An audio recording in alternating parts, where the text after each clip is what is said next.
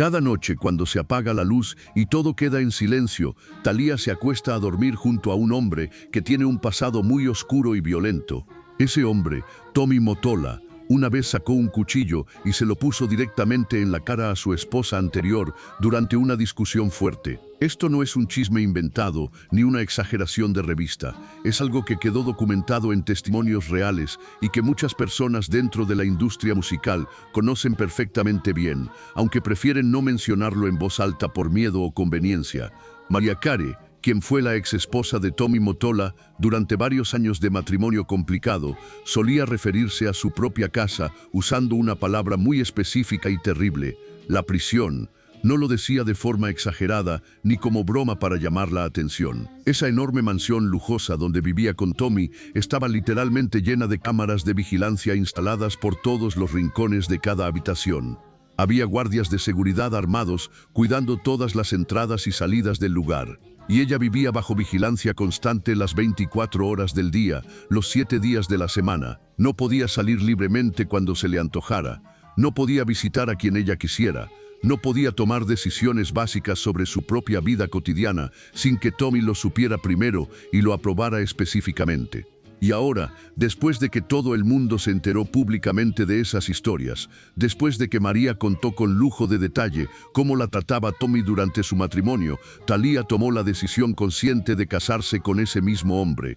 Desde el mismísimo día de su boda, hace ya varios años, el mundo personal de Thalía se ha ido haciendo progresivamente más chiquito, más cerrado, más aislado y más controlado. Año tras año que pasa, su círculo social y familiar se ha vuelto cada vez más pequeño hasta prácticamente desaparecer por completo del mapa. El día de hoy vas a conocer una historia impactante que probablemente cambiará para siempre todo lo que creías saber sobre Thalía como persona. Vas a escuchar específicamente sobre una frase muy corta, apenas 6 palabras simples que fueron dichas dentro de una casa de seguridad donde mantenían secuestradas a 2 personas durante el mes de septiembre del año 2002. Esta casa era un lugar clandestino donde los secuestradores escondían a sus víctimas. Y lo que se dijo en ese lugar entre hermanas cambió absolutamente todo para siempre. Si esas 6 palabras específicas que se dijeron ahí dentro son verdaderas y reales, entonces Laura Zapata, quien es nada menos que la hermana mayor de Thalía, condenó deliberadamente a otra de sus propias hermanas, llamada Ernestina, a pasar varias semanas adicionales, encerrada sufriendo en condiciones absolutamente terribles. La condenó a seguir viviendo abusos físicos y psicológicos tan graves que Ernestina solamente pudo contar una única vez en toda su vida, cuando escribió un libro años después del trauma, y nunca logró superar emocionalmente esa experiencia hasta el día de su muerte reciente. Pero si por el contrario esas palabras específicas son completamente mentira, si Laura nunca dijo realmente eso que le atribuyen, entonces fue la propia Ernestina quien destruyó completamente a toda su familia entera al escribir y publicar ese libro lleno de acusaciones tan fuertes y graves. Porque al poner esas acusaciones por escrito en un libro que se vendió públicamente, provocó una ruptura familiar tan profunda y dolorosa que ya nunca más se pudo reparar de ninguna manera posible. Entonces la pregunta verdadera y fundamental, la única que realmente importa entender sobre Thalía como ser humano, no tiene absolutamente nada que ver con cuántos millones de discos vendió durante toda su exitosa carrera musical internacional.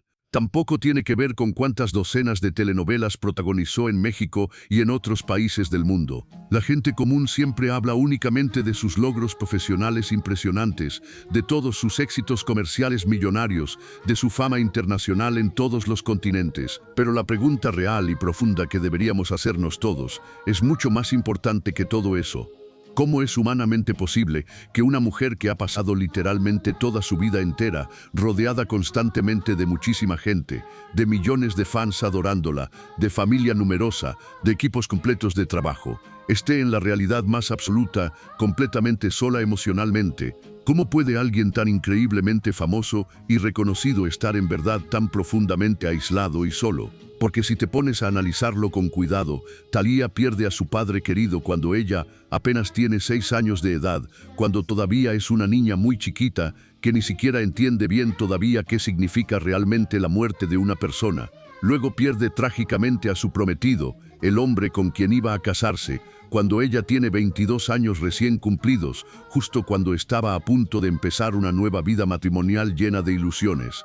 Después pierde también a su madre Yolanda años más adelante. Pierde para siempre la relación con una de sus hermanas por puro odio acumulado y rencores familiares que nunca se resolvieron, porque las acusaciones mutuas y el resentimiento las separaron definitivamente para toda la vida. Y pierde a otra de sus hermanas directamente por muerte física, cuando Ernestina Sodi fallece en el año 2024 después de sufrir complicaciones médicas graves. Y a pesar de todas estas pérdidas tan terribles y dolorosas, de todo este dolor emocional tan fuerte que ha ido acumulando durante décadas enteras de su vida, Thalía todavía sigue sonriendo perfectamente en público como si absolutamente nada grave hubiera pasado jamás en su vida.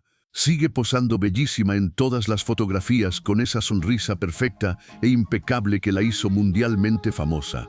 Sigue dando entrevistas alegres en televisión, hablando constantemente de lo bendecida que se siente y lo agradecida que está con la vida que le tocó vivir. Entonces la pregunta inevitable es, ¿qué hay realmente escondido detrás de esa sonrisa tan absolutamente perfecta que muestra al mundo? ¿Qué secretos oculta detrás de esa imagen pública tan cuidadosamente construida? ¿Qué dolor profundo está tapando con maquillaje y fotografías profesionales? Esta historia completa que estás por leer tiene 4 momentos muy específicos y clave.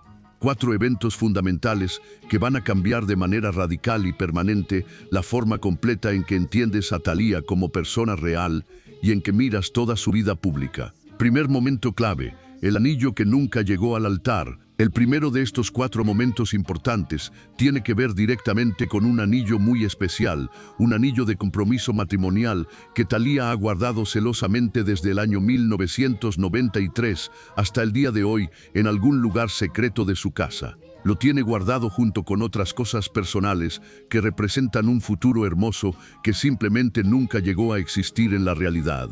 El hombre que le dio ese anillo con tanto amor, el hombre que le propuso matrimonio formalmente y con quien ella planeaba pasar el resto completo de su vida entera, murió de forma súbita e inesperada antes de que pudieran llegar finalmente al altar de la iglesia para casarse. Murió semanas antes de la fecha programada para la boda, dejándola completamente devastada emocionalmente. La versión oficial que se dio en ese momento a todos los medios de comunicación masiva y al público general fue que él murió específicamente de hepatitis, que es una enfermedad grave del hígado. Eso es exactamente lo que dijeron todos los comunicados oficiales de la familia, lo que publicaron todos los periódicos importantes del país, lo que todo el mundo en México repitió durante semanas. Pero existe también otra versión muy diferente de esa misma historia, una versión alternativa que nunca se confirmó oficialmente de manera pública, pero que tampoco nunca se desmintió completamente por ninguna de las partes involucradas. Una versión que habla de circunstancias mucho más complicadas y oscuras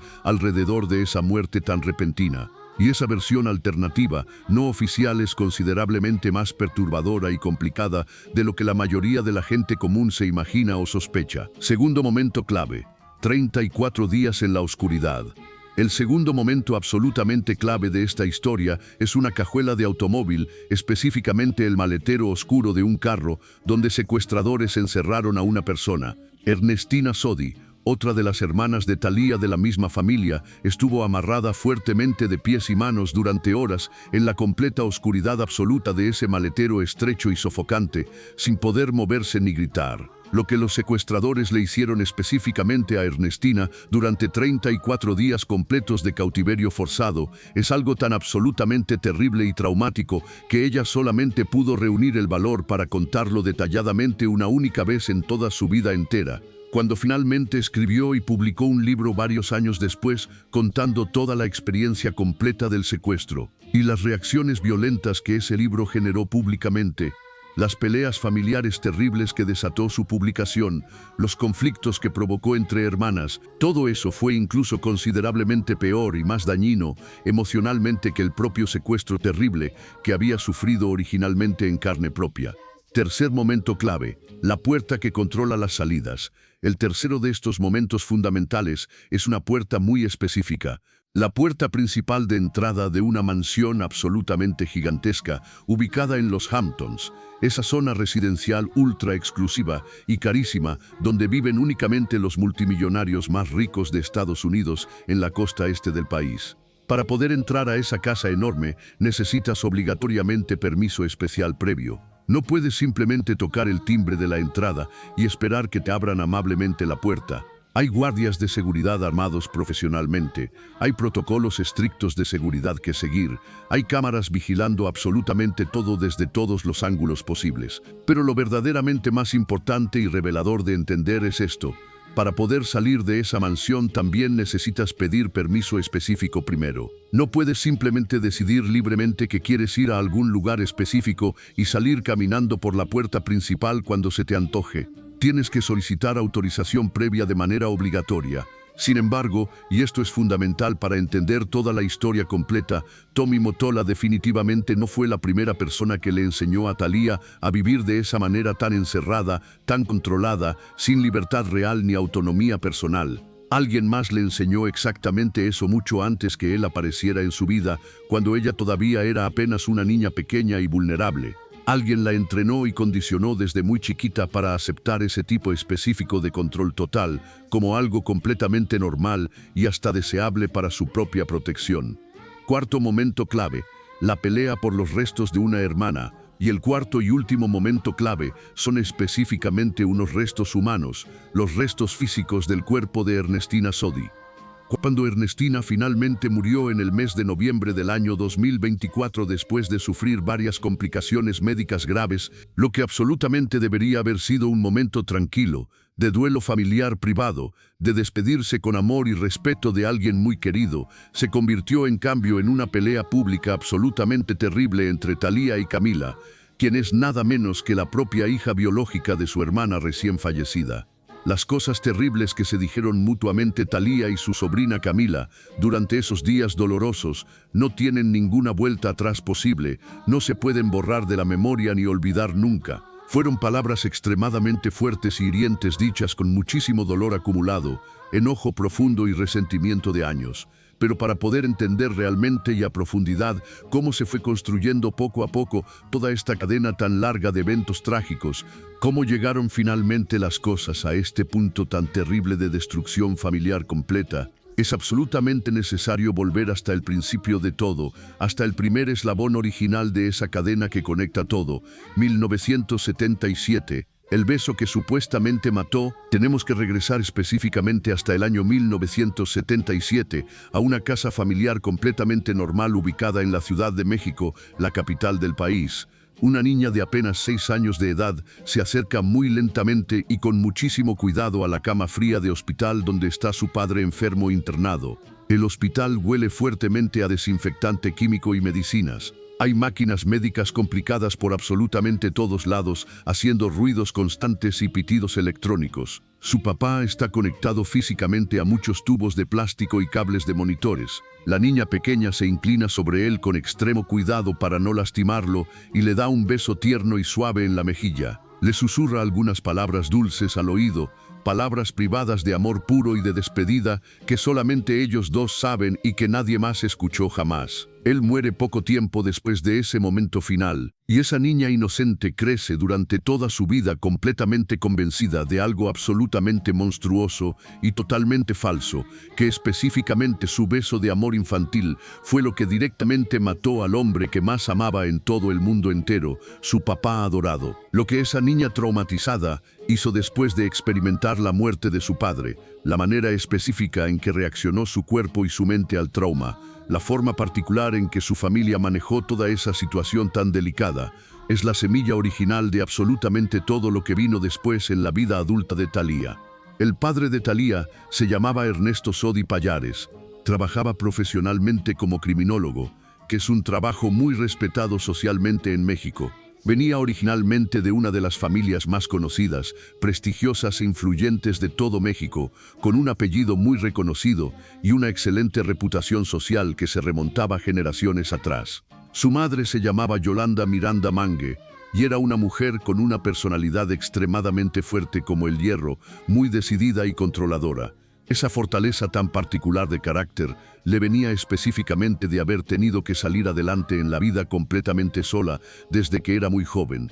Había aprendido por experiencia propia a sobrevivir económica y emocionalmente sin depender de absolutamente nadie. Y esa experiencia dura la convirtió en una persona muy fuerte, pero también bastante controladora con las personas que amaba. Ernesto y Yolanda juntos durante su matrimonio tuvieron un total de 5 hijas mujeres. Pero hay algo muy importante que mucha gente común no sabe sobre esta familia. Una de esas 5 niñas no era hija biológica de Ernesto Sodi. Laura, la mayor de todas las hermanas por edad, era en realidad hija de un matrimonio anterior que Yolanda había tenido años antes, con un hombre diferente llamado Guillermo Zapata, quien había sido boxeador profesional en su juventud. Y ese apellido diferente, el simple hecho de que Laura se apellidara Zapata, mientras todas sus hermanas menores se apellidaban Sodi, ya marcaba desde el principio una grieta invisible, una separación dolorosa que atravesaría literalmente décadas completas de historia familiar llena de conflictos. Ernesto Sodi no quería para nada a Laura viviendo en su casa con él. No la quería presente ahí. La niña lo sabía perfectamente bien, lo sentía profundamente en cada gesto frío de su padrastro, en cada mirada de rechazo, en cada ocasión en que él la ignoraba completamente como si fuera invisible. Lo que la propia Laura Zapata contó públicamente años después en varias entrevistas de televisión es absolutamente devastador y triste de escuchar.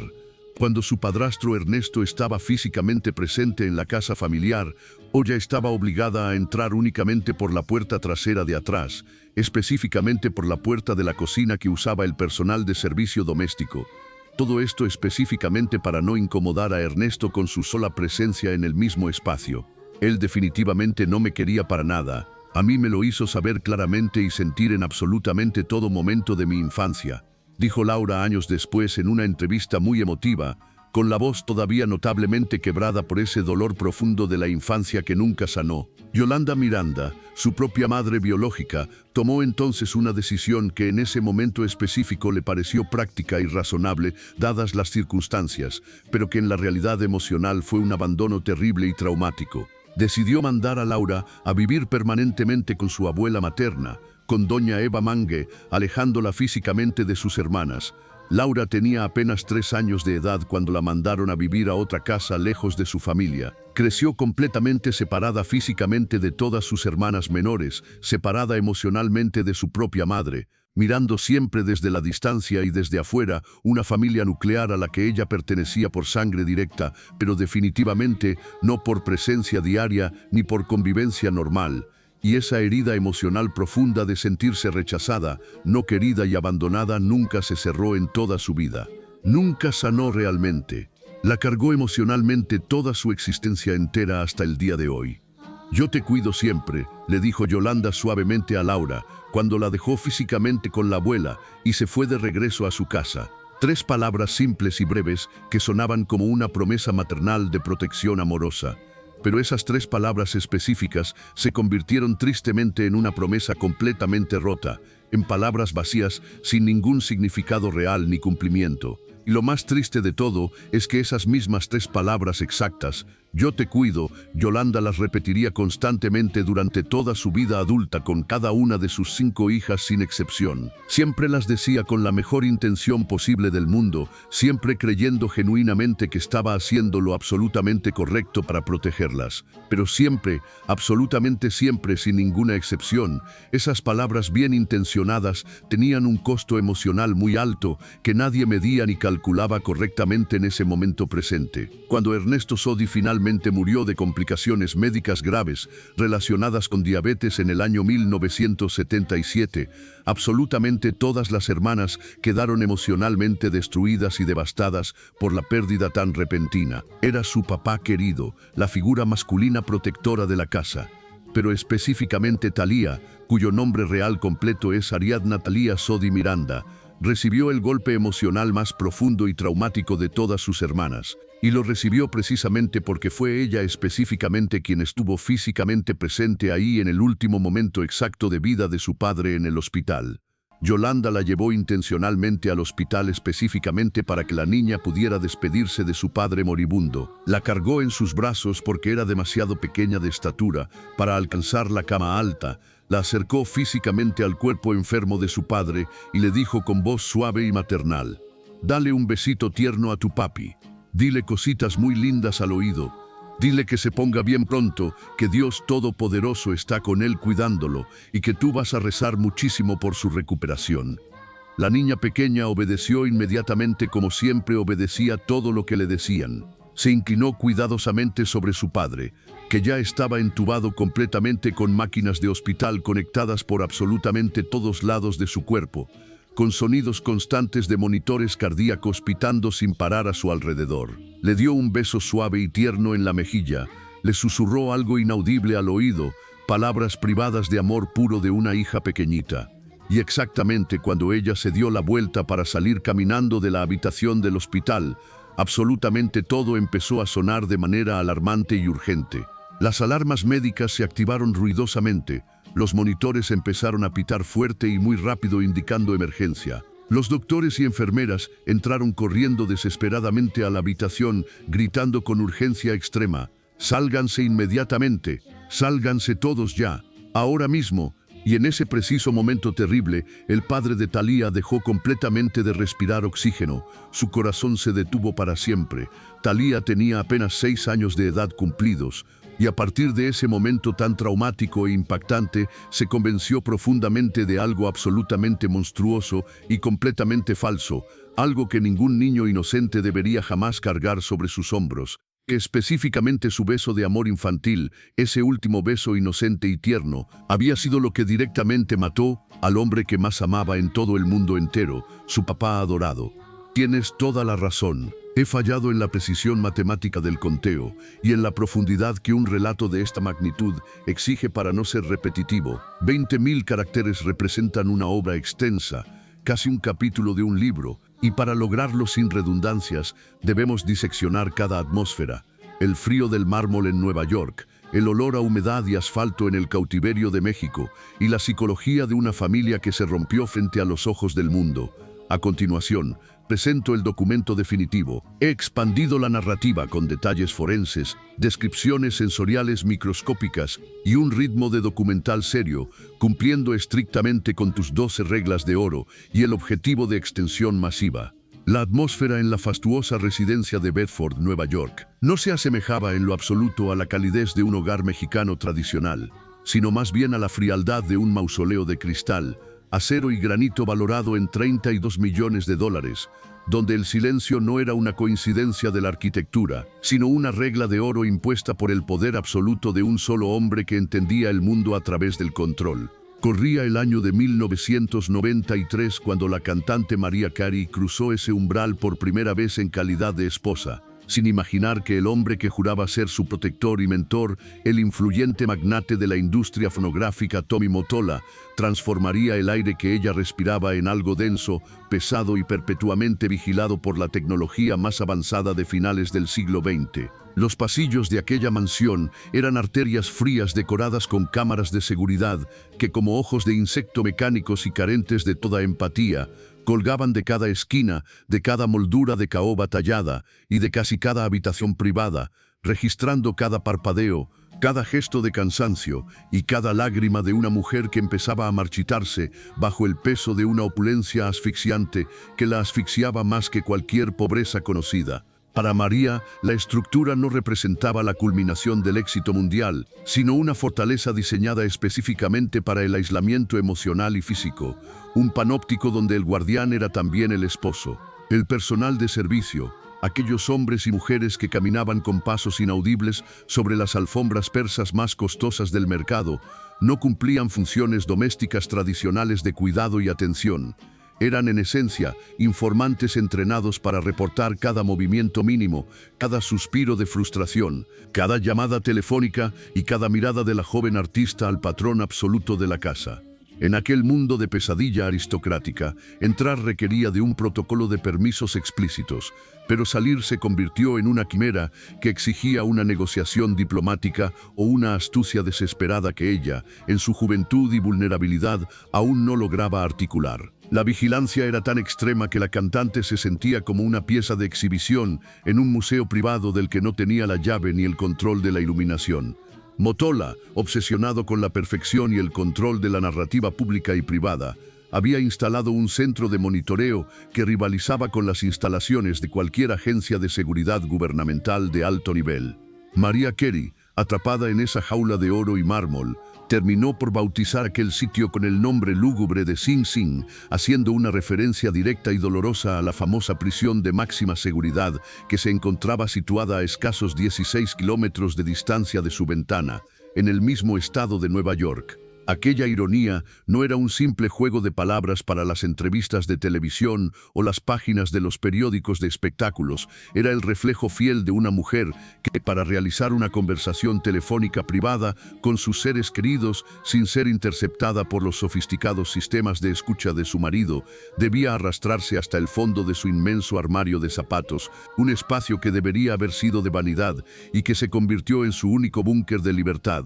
Allí, rodeada de cientos de tacones de diseñador y bajo el olor penetrante a cuero caro y seda, buscaba un rincón ciego donde la tecnología de vigilancia de Mottola no pudiera alcanzar el eco de su voz angustiada. El control de Tommy sobre ella no se limitaba a las paredes físicas de la propiedad en Bedford, sino que buscaba erosionar su identidad étnica y artística más profunda, un proceso de despersonalización sistemática que pretendía convertirla en un producto comercial impecable y vacío de origen.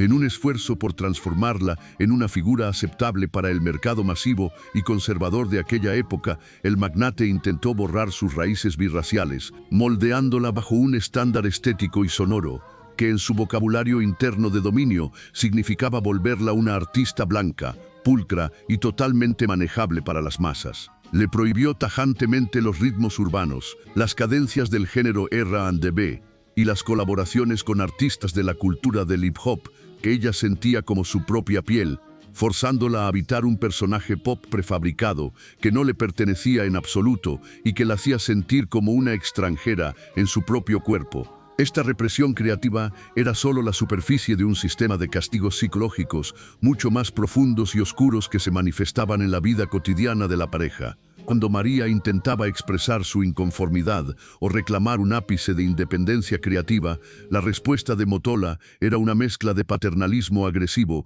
y amenazas veladas que la hacían dudar de su propio valor como ser humano y como artista. La tensión alcanzó un nivel insoportable durante una cena privada en la que el aire se sentía tan cargado de electricidad estática que parecía que un simple fósforo podría encender la habitación entera y reducirla a cenizas. Mottola, al enterarse de que ella mantenía un interés intelectual o una simple simpatía por Derek Jeter, el legendario jugador de los Yankees de Nueva York, decidió humillarla frente a los invitados presentes para dejar claro quién ostentaba el mando. Tomó un cuchillo de mantequilla, un objeto que bajo cualquier otra circunstancia sería inofensivo y doméstico, y lo convirtió en un instrumento de tortura psicológica de una potencia devastadora. Al deslizar el metal frío por la piel de la mejilla de la cantante y bajarlo lentamente hacia su garganta, con una calma que hiela la sangre, el mensaje era claro y contundente: no necesitara herirla físicamente para demostrarle que era su dueño absoluto y que su vida dependía de su benevolencia. Esta escena, grabada en la memoria de los invitados que bajaron la mirada avergonzados, marcó el fin del respeto y el inicio de una fuga planificada con precisión quirúrgica que culminaría en 1998. María huyó no solo de un hombre poderoso, sino de un sistema que la había convencido de que sin su aprobación y su estructura, ella no era nada en la industria musical. Sin embargo, el destino es caprichoso y el poder rara vez queda vacante por mucho tiempo en las altas esferas del entretenimiento. Mientras María encontraba finalmente su propia voz y su verdadera identidad, Otra mujer en México, joven, talentosa y llena de una energía que parecía inagotable, estaba por entrar al mismo laberinto de espejos, pero bajo una narrativa aparentemente diferente que ocultaba las mismas sombras. Thalía, la estrella indiscutible de las telenovelas que en la década de los 90 paralizaba a naciones enteras con su carisma y su belleza, casi irreal, vivía su propia versión de la tutela masculina desde mucho antes de conocer al magnate neoyorquino. Desde que perdió a su padre a la tierna edad de 6 años, un suceso traumático que la dejó en un silencio absoluto durante un año entero por el impacto emocional. La figura de la autoridad quedó vacante en su psique, solo para ser ocupada con una fuerza arrolladora por su madre, la señora Yolanda Miranda. Yolanda no era simplemente una progenitora dedicada, era una estratega brillante, una mujer de hierro que veía en su hija menor un proyecto de nación y una marca global que debía ser protegida de todo y de todos. El control que ejercía sobre Thalía era tan absoluto y minucioso que la artista rara vez tomaba una decisión personal o profesional sin consultar primero con la mirada a su madre, buscando esa aprobación que se convirtió en su oxígeno. Esta dependencia emocional profunda la preparó, casi de manera natural, para aceptar el dominio de hombres con mucha mayor edad que ella, quienes prometían seguridad absoluta y estabilidad a cambio de su autonomía personal. Alfredo Díaz Ordaz fue el primer gran protector en este esquema de vida, un hombre que no solo produjo sus primeros discos como solista, sino que moldeó su transición de niña a mujer fatal frente a los ojos de todo el público mexicano, siempre bajo la sombra de la diferencia de edad y el poder profesional. Tras la muerte de Alfredo debido a una enfermedad, el vacío en el corazón y en la carrera de Thalía fue insoportable, un abismo de soledad que la dejó expuesta, y fue precisamente en ese momento de extrema vulnerabilidad cuando Tommy Mottola apareció en escena, proyectándose como un salvador caído del cielo de Manhattan. El encuentro, orquestado con precisión milimétrica por Emilio y Gloria Estefan en una cena en la ciudad de Nueva York, fue la pieza final de un rompecabezas de poder internacional que uniría a la reina de las telenovelas con el rey de la industria discográfica. Cuando Thalía y Tommy se unieron en matrimonio en la emblemática Catedral de San Patricio el 2 de diciembre del año 2000, la magnitud del evento fue tal que el tráfico de la Quinta Avenida se detuvo por completo ante la mirada curiosa de miles de neoyorquinos y turistas. El vestido de bodas, una estructura monumental de seda, perlas y cristales austríacos diseñada por el modisto mexicano Mitzi, pesaba 70 kilogramos y poseía una cola de 17 metros de largo que parecía no tener fin. Era una metáfora física perfecta del peso de la nueva vida que Thalía estaba asumiendo, una armadura de lujo extremo que la protegía del mundo exterior, pero que también limitaba cada uno de sus movimientos naturales y la anclaba a una nueva realidad de vigilancia. La transición de Thalía a la vida en las mansiones de Nueva York fue un retiro voluntario que la prensa mexicana nunca terminó de comprender ni de perdonar del todo, viendo en ello una traición a sus raíces populares. La mujer que había vendido 1.000 millones de copias de sus historias de amor en la pantalla chica, ahora vivía en una realidad donde la seguridad privada, los muros altos y el anonimato eran la prioridad máxima impuesta por la agenda de su esposo. Los Hamptons se convirtieron en su refugio dorado, un lugar idílico pero distante, donde el contacto con el México que la vio nacer y crecer se filtraba únicamente a través de llamadas de larga distancia y visitas familiares estrictamente controladas por la logística de seguridad de la familia Mottola. Sin embargo, mientras ella disfrutaba de una paz blindada y una maternidad protegida en los Estados Unidos, sus hermanas en la Ciudad de México navegaban por una realidad social mucho más cruda, violenta y peligrosa que no entendía de lujos ni de fama internacional. El secuestro de la actriz Laura Zapata y la escritora Ernestina Sodi, el 22 de septiembre de 2002, fue un rayo que partió el cielo de la familia Sodi en 1000 pedazos irreconciliables. La noche en que fueron interceptadas con violencia extrema cerca del Teatro San Rafael, tras una exitosa función de la obra, La casa de Bernarda Alba, el aire de la capital mexicana estaba viciado por una ola de inseguridad que no respetaba nombres ni apellidos ilustres. Los secuestradores, pertenecientes a la peligrosa banda conocida como Los Tiras, no buscaban simplemente un botín rápido de joyas o dinero en efectivo. buscaban acceder a la inmensa fortuna y la influencia global de Tommy Mottola a través de su familia política. En sus mentes criminales y retorcidas, las hermanas de la esposa del magnate eran el boleto dorado para una vida de lujos en la impunidad. El momento exacto en que la culata de un arma larga rompió el cristal del vehículo fue el fin definitivo de la inocencia para una familia que, hasta ese instante, creía que su linaje y su relación con el poder internacional las hacían intocables ante la delincuencia que asolaba el país. Ernestina Sodi, atrapada en la cajuela de aquel coche en movimiento, comenzó a vivir un infierno de oscuridad, asfixia y terror psicológico que duraría semanas enteras que se sintieron como siglos. La falta de aire, el olor penetrante a gasolina, caucho quemado y el miedo más puro que puede experimentar un ser humano la sumieron en un estado de pánico que solo quienes han estado al borde de la muerte pueden comprender en su total dimensión. Mientras tanto, Laura Zapata, con una entereza que algunos críticos llamarían sospechosa y otros heroica por su capacidad de control, intentaba razonar con sus captores en la casa de seguridad, un lugar lúgubre donde la vida humana no valía nada. La negociación fue un juego de espejos psicológicos y mentiras necesarias para sobrevivir.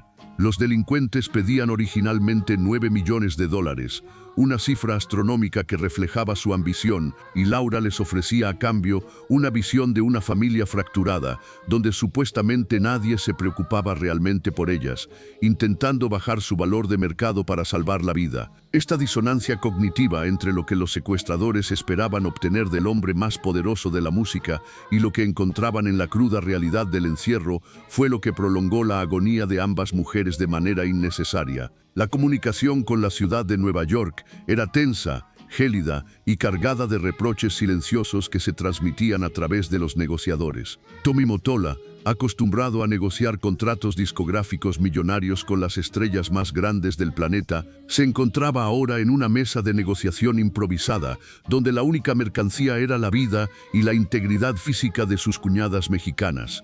Un terreno donde su dinero no siempre compraba las soluciones rápidas a las que estaba habituado.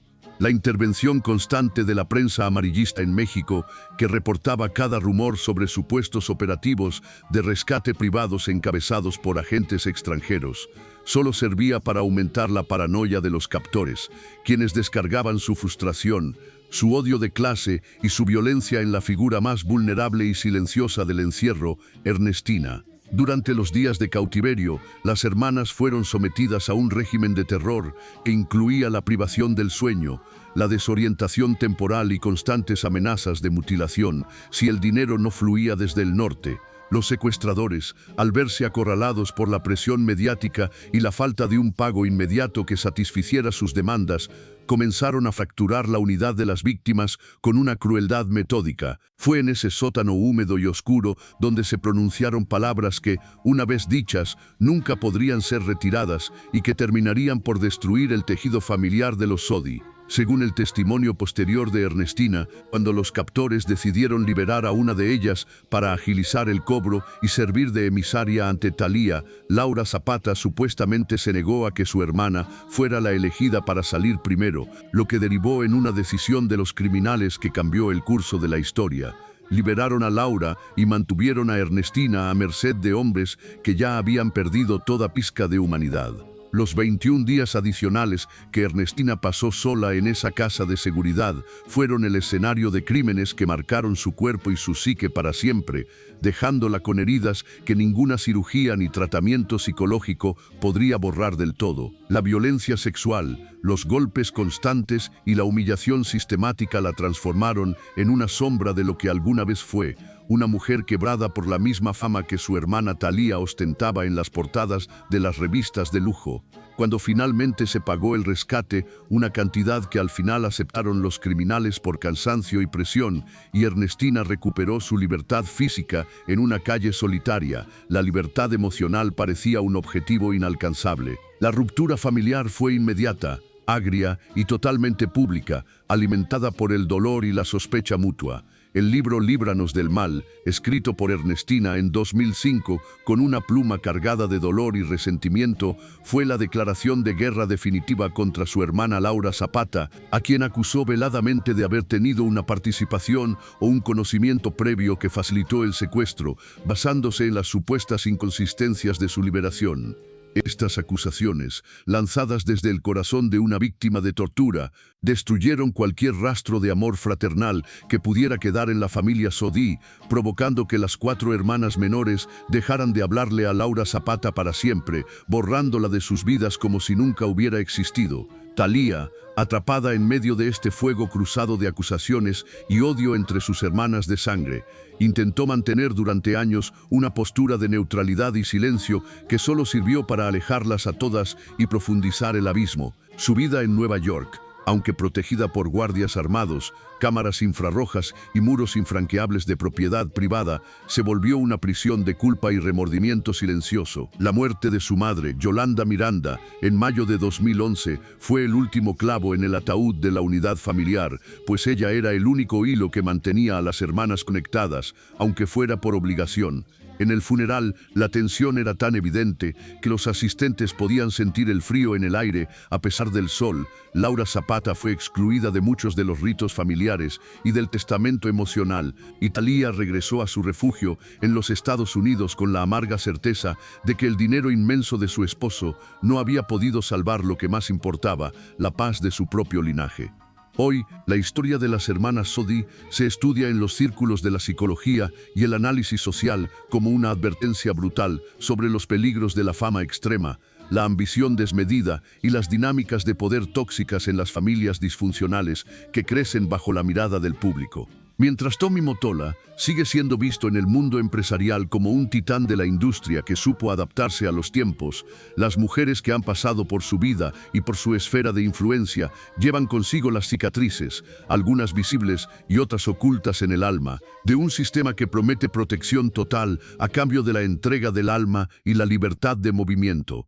Esta es la crónica de un éxito que se paga con una soledad de oro, de una belleza que se encierra tras cámaras de seguridad de última generación y de una familia, a pesar de tenerlo todo en términos materiales, descubrió de la peor manera posible que la verdadera libertad no se compra con dólares ni se negocia en despachos de abogados, sino que se encuentra en la verdad cruda y en el perdón que ellas nunca pudieron encontrar en el camino de regreso a casa. El peso visual de esta tragedia se manifiesta de manera sutil pero persistente en los ojos de Thalía, cada vez que la prensa, con su insensibilidad habitual, le pregunta por su pasado en México o por su relación con Laura. Es una mirada esquiva que busca respuestas en un horizonte lejano, muy lejos de las luces de neón de Manhattan y más cerca de las calles polvorientas de la colonia Santa María, la Ribera, donde todo comenzó con sueños de grandeza que terminaron en una pesadilla de vigilancia. La jaula, ya sea de mármol blanco en Bedford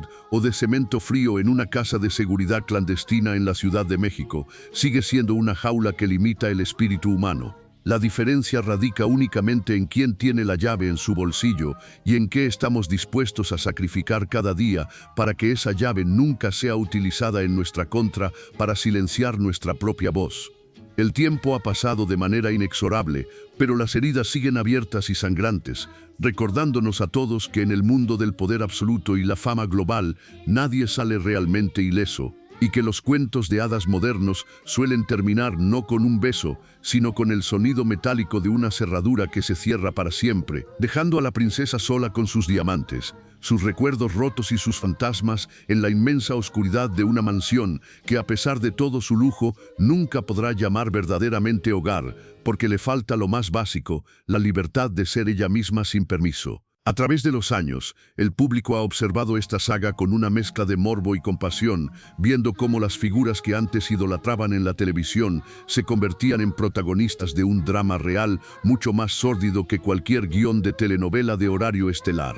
La lección que queda grabada en el inconsciente colectivo es que la protección extrema suele ser el primer paso hacia la anulación del individuo y que cuando permitimos que otros decidan cada aspecto de nuestra existencia por nuestro propio bien, terminamos perdiendo la capacidad de distinguir entre el abrazo de un ser querido y las esposas de un captor. Thalía sigue sonriendo ante las cámaras, sigue proyectando una imagen de felicidad inquebrantable en sus redes sociales, pero en el fondo de ese escenario perfectamente iluminado late el eco de un secuestro que nunca terminó de resolverse en el corazón de su familia, y el recuerdo de una hermana, Ernestina, que se llevó a la tumba los secretos más oscuros de aquellos días en los que la música se detuvo y el miedo tomó el control total de sus vidas. Es una historia que nos obliga a reflexionar sobre el precio de nuestras ambiciones y sobre la fragilidad de los lazos que creemos irrompibles, especialmente cuando son sometidos a la presión de la violencia y el peso del dinero. En última instancia, la crónica de los Sodi y los Motola es un espejo de nuestra propia sociedad, obsesionada con la seguridad y el estatus, pero a menudo ciega ante el costo humano que se oculta detrás de las fachadas de éxito y los muros de las mansiones más exclusivas del mundo, donde la verdadera tragedia no es la falta de bienes, sino la ausencia total de la capacidad de confiar en quienes comparten nuestra propia sangre.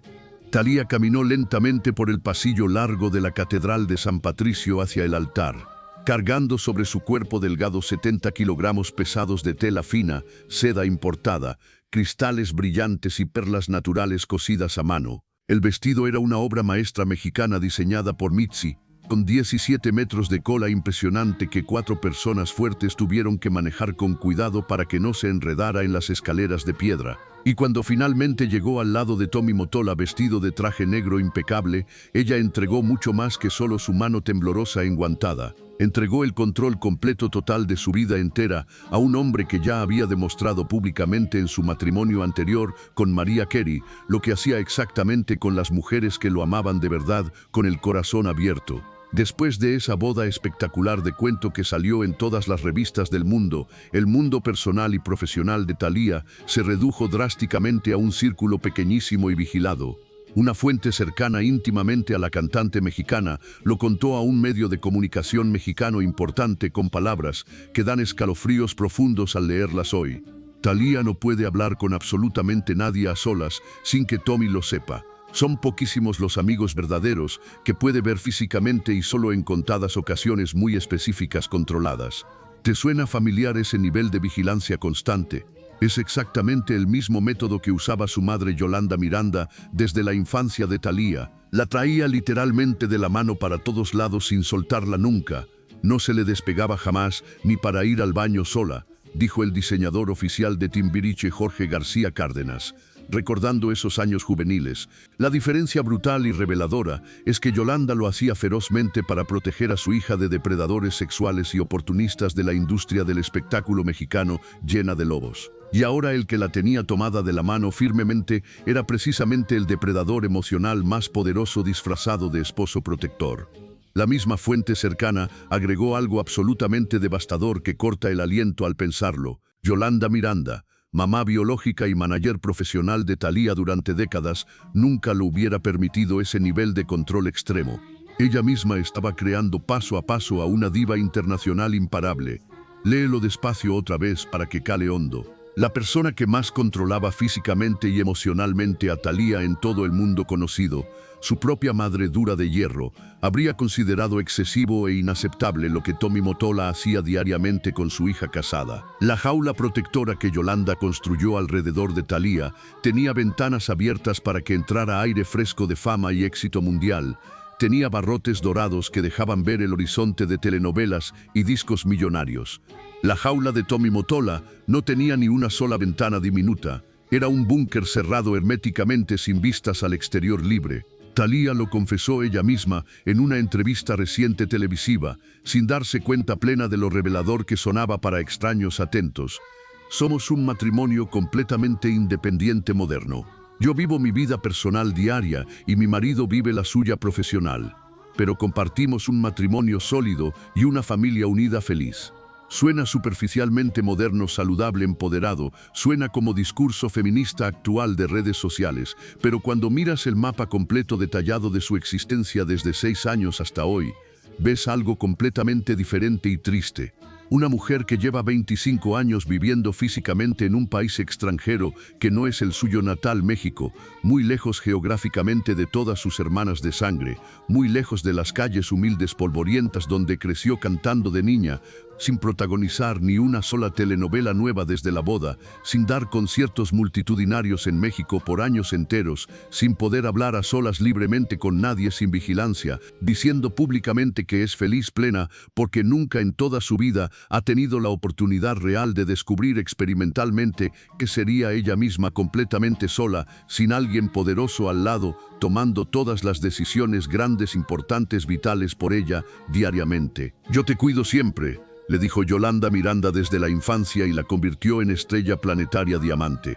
Yo te cuido, protector, le dijo Tommy Mottola desde la boda y la convirtió gradualmente invisible, opaca para el público latino que la adoraba.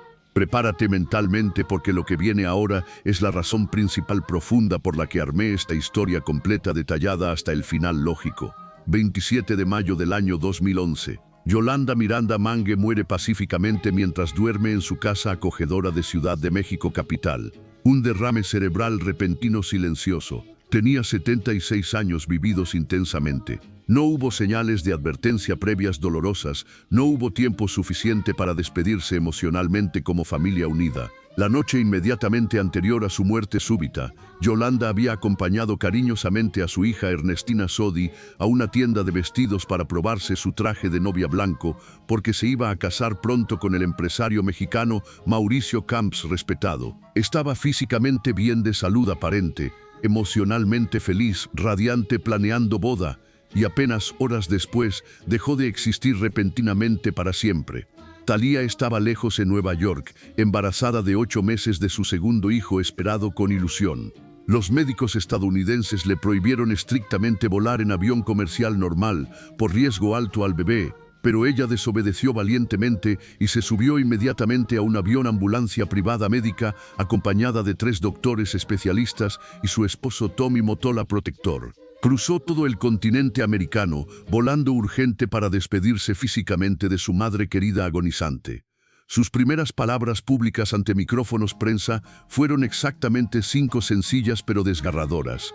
Hoy ha muerto la mitad exacta de mi alma eterna. Y era literal verdad profunda, porque Yolanda no era solo su madre biológica nutricia, era su estructura ósea de vida diaria, su brújula moral constante e infalible, la voz autoritaria que le decía qué hacer, precisamente cuando el mundo se ponía oscuro, confuso, amenazante. Sin esa madre estructura, Thalía se quedaba repentinamente sin el único tipo de compañía humana conocida toda vida, alguien dominante que decidía por ella cada paso, ruta, destino. Yo te cuido incondicional. Ya nadie se lo iba a repetir con la misma autoridad absoluta de Yolanda Miranda, inolvidable. Los restos mortales físicos de Yolanda Miranda fueron trasladados específicamente a Nueva York porque así lo había pedido ella misma en vida testamentaria clara. Quería descansar eternamente en la ciudad cosmopolita donde vivía permanentemente su hija menor preferida, Thalía exitosa.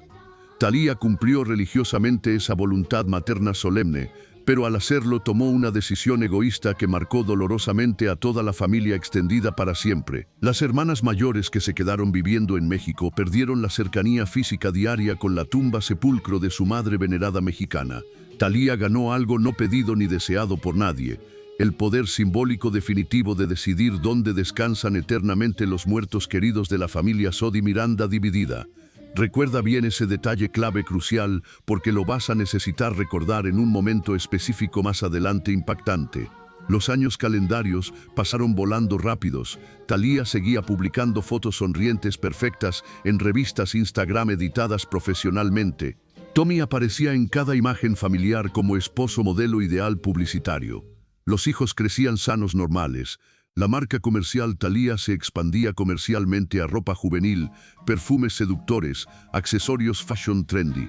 En redes sociales su vida diaria parecía impecable, intocable, aspiracional, pero debajo filtros, fotos, las grietas emocionales familiares se hacían progresivamente más profundas, visibles cada año fiscal transcurrido. Hubo un momento específico oscuro que el público masivo olvida fácilmente, pero que marcó irreversiblemente a la familia entera para siempre. En el año 2009, Thalía fue diagnosticada médicamente con la enfermedad de Lyme seria crónica, transmitida por picadura garrapata infectada silvestre. Pasó meses enteros luchando tenazmente contra síntomas debilitantes intensos, dolor articular punzante constante, fatiga extrema agotadora paralizante, problemas cognitivos, memoria, confusión, niebla mental. La enfermedad Lyme la obligó físicamente a parar todo ritmo frenético por primera vez vida adulta. Y parar era precisamente lo único que Thalía nunca aprendió a hacer correctamente, porque parar significaba quedarse quieta, inmóvil, pensativa. Quedarse quieta significaba pensar profundo, reflexivo, y pensar profundo significaba enfrentarse cara a cara a todo lo evitado décadas enteras: soledad, paternidad temprana, muerte, prometido joven, secuestros, hermanas traumáticos, control materno asfixiante. Se recuperó milagrosamente fuerte, determinada.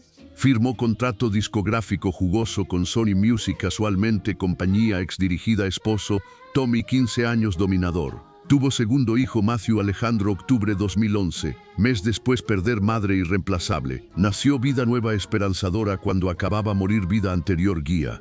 Thalía siguió adelante resiliente como siempre aprendió, sin detenerse, reflexionar, pausa.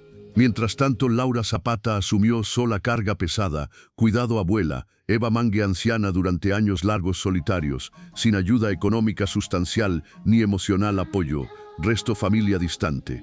Según declaraciones públicas, Laura misma denunció repetidamente prensa. Acusaba a Thalía olvidarse abuela materna. Acusaba a hermanas abandonar responsabilidad compartida. Anciana noventona, necesitaba atención 24 horas non-stop, medicinas caras diarias, enfermeras capacitadas rotativas, compañía constante afectuosa. Laura cargó todo peso sola, aislada, sin Thalía mandando dólares mensuales generosos, sin otras hermanas preguntando cómo ayudar prácticamente. Laura bloqueó número teléfono Thalía celular, dejó considerar la hermana sangre cercana. Entrevistas televisivas hablaba Thalía extraña, lejana, indiferente. No existe para mí emocionalmente, declaró múltiples ocasiones furiosa. Terminé relación, todas ellas definitivamente. Resentimiento cristalizó, irreversible odio eterno. Doña Eva Mangue vivió hasta 104 años longevos, siglo vida testigo, guerras mundiales, revoluciones mexicanas, nacimiento bisnietas famosas, destrucción familiar lenta. Murió junio año 2022 tranquila. Laura cuidó último respiro abuela fielmente. Soledad carga envenenó permanentemente contra apellidos odio odiado. Octubre año 2024 teléfono familiar suena ominoso, otra vez tragedia. 18 octubre. Ernestina Sodi ingresa a emergencia hospital ABC Santa Fe, Ciudad México moderno. Infarto miocardio masivo fulminante. 64 años vigorosos. Ninguna enfermedad previa diagnosticada crónica. 3 días después, segundo infarto provoca ruptura arteria aorta principal vital. Cerebro inflamó, hinchado, presión. Presión arterial disparó niveles letales, retención líquidos corporales excesiva. Conectan máquinas, soporte vital artificial, respirador invasivo. Ahí queda suspendida, limbo médico. Familia Sodi Miranda rompe definitivo, aquí fractura final. Ernestina firmó voluntad anticipada legal. Documento establece decisiones médicas, incapacidad total. Hijas Camila Marina Sodi, autoridad ejecutar voluntad significaba desconectar máquinas, dejar ir paz natural. Thalía opuso firmemente. Reportes medios múltiples circulan. Thalía cantarina mexicana opuso desconectar hermana querido. Quería esperar milagro divino, más tiempo, esperanza. 20 días intubada Thalía, no lista soltar mano hermana agonizante. Camila Sodi firma documento médico, cumple voluntad materna estricta, decisión abre herida sangrante, tía sobrina irreversible. Doloroso profundo momento, Thalía toda vida dejando otros decidir, ella misma ahora quería decidir vida muerte. Ernestina quería hermana viva, tiempo extra, creer milagro bíblico. Decisión Camila, hijas voluntad Ernestina firmada lúcida, no, Thalía externa. Paradoja cruel. Mujer nunca aprendió a decidir sola, quería decidir otra persona, última instancia no, dejaron, rompió interna. Cuarta última revelación prometida, principio impactante. Restos Ernestina. Batalla cenizas rompe familia definitivo. 8 noviembre año 2024. Ernestina Sodi Miranda muere 64 años, Ciudad México dolorosa. 3 semanas máquinas, soporte 2 infartos, arteria aorta reventada, cerebro, no responde, familia incapaz acordar, dejar morir, paz digno. Madrugada siguiente, Camila Sodi anuncia Instagram foto madre joven, 7 palabras simples: mi mamá, abuela, bebés, descansa, paz eterna. 7 palabras secas. No menciona Thalía, tía famosa, ninguna hermana viva, familia Sodi Miranda extensa, solo ella, hijos inmediatos como Ernestina, sin hermanas, existencia real borrada. Thalía llega a México rápido, organiza funeral privado lujoso, traslada restos jet privado, Toluca despega. Despedida, Ciudad México íntima, otra Mérida, Yucatán, donde Ernestina vivió últimos años tranquilos. Lejos ruido, fama, cámara, sombra, hermana superstar. Restos cremados, cenizas llevadas, Panteón francés. San Joaquín histórico. Laura Zapata no asiste velorio público. Dice no desviar atención mediática. Envía corona flores. Nombre familia Sodi Zapata. Casa propia. Escribe redes. No lloro, muerte, festejo, vida plena. Manera presente, ausente, participar, sometida a términos propios, independientes. Imperdonable, detonante, según periodista Javier Seriani, confiable. Thalía quería llevar cenizas, Ernestina, Nueva York. Colocar junto restos, madre Yolanda Miranda, descansando allá desde 2011, decisión similar, egoísta. Lógica, Thalía emocional pura, reunir madre e hija juntas, visitar fácil. Nueva York, hogar actual. Piensa otro lado. Camila pierde madre criadora, caminó colegio, vio crecer. Tía país lejano, ausente día a día, últimos 20 años, quiere llevar cenizas, sacar México tierra natal. Ernestina eligió vivir, nietos raíces. Patrón repite 2011, Thalía traslada Yolanda Nueva York. ¿Ves? Alguien dice alto, no firme. Camila Sodi niega cenizas, quedan México tierra, vida, familia, decisión, conversa. 2 mujeres aman, misma persona, vida, guerra silenciosa. Mundo ve sin palabra, dicha pública. Como sabemos detalles íntimos, redes sociales delatan todo. Internautas detectan Camila, deja seguir Thalía, Instagram, gesto pequeño digital, pero cerrar puerta llave. Tirar río, quemar puente, definitivo familiar. Laura Zapata, trinchera eterna, celebra ruptura. 2 palabras virales, medios, qué bueno finalmente. Dolor, Thalía, Camila, confirma, gritaba 20 años. Thalía destruye, toca emocionalmente. Junio 2025, Camila desmiente, pelea periodistas. Ningún problema, tía, todo invento, prensa rosa. Revela, escribe libro, duelo personal, catarsis. Redes mienten parcial, ya no siguen, interactúan públicamente. Palabras privadas, ataúd, cenizas, restos, madre defiende, nadie, borran declaraciones, cámaras falsas. Nadie dice, voz alta, verdad profunda. Thalía no quería cenizas, poder, dominio. Quería aferrarse, último tangible queda porque perdió padre 6 años. Prometido 22, madre 2011, Laura odio eterno, Ernestina muerte reciente. Aferrarse, puñado, cenizas, yo te cuido, última hermana perdida. Ernestina decidió cuidarla post-mortem, hijas México no, Thalía distante. Thalía hace siempre aprendió, 6 años silencio. Año vuelve cantando, lanza podcast, Zoom in. Primer episodio, habla muerte, Ernestina, ojos húmedos, voz firme, siento vulnerable, fuerte, momento traumático, perder hermana inesperado, shock intenso, doloroso. Frase resume vida, sé hermana, cara Dios, nunca despedida, eterna, hasta luego. Sonríe después, cámaras habitual, nada duele visible. Línea completa, pérdidas, 1977 pierde padre, año mudo. 1993 prometido, refugia, trabajo obsesivo. 2002 hermana, secuestro, fractura. 2011 madre. 2022 abuela. 2024 Ernestina. Pérdida, patrón repite. Dolor, silencio, sonrisa, cámaras fingida. Algo cuenta, historia final. Thalía, 2 hijos, Sabrina Sakae 2007. Matthew Alejandro 2011. Ambos nacen Estados Unidos, crecen mansión. Tommy alejados, flashes, paparazzi. Thalía protege identidad, ferocidad. Recuerda a alguien exacto. No publica caras completas, no expone fiestas, nadie decide ellos futuros. Suena Yolanda, muralla humana, escudo, frase silenciosa. Yo te cuido, cada decisión protectora. Ciclo repite, diferencia duele. Octubre 2019, Tommy estrella, paseo fama Hollywood, celebración familiar. Periodista Lili Estefan, amiga Thalía acerca hijos, entrevista casual. Pregunta Sabrina, 12 años feliz.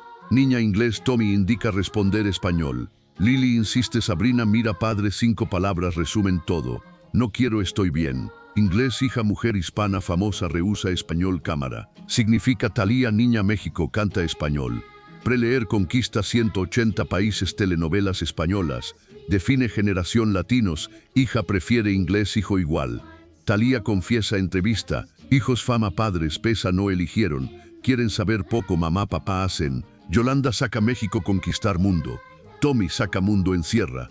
Nueva York búnker. Hijos crecen país, madre no idioma. Madre vida, madre no. Thalía protege, aleja raíces, ella fue. Detalle conecta todo. Sabrina 12 pide Mitzi, quinceañera réplica exacta, vestido novia mamá. Mismo diseño, cola 17 metros, cristales solo rosa cambio. Niña no habla español, cámara quiere jaula, madre color diferente. Matthew nace momento clave. Thalía escribe junio 2025, cumple 14, Instagram nudo garganta. Hijo llega esperanza, vivir perdido, brújula continuar. Brújula Yolanda, voz dice hacer, dónde ir, vivir. Voz apaga Thalía, no encuentra salida sola, necesita vida nueva, razón, seguir patrón eterno, sin sostén no camina.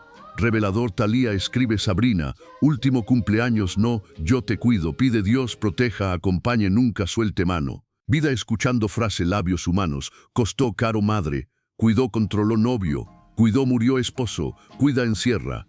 Pide Dios porque Dios único dice, yo te cuido gratis cambio.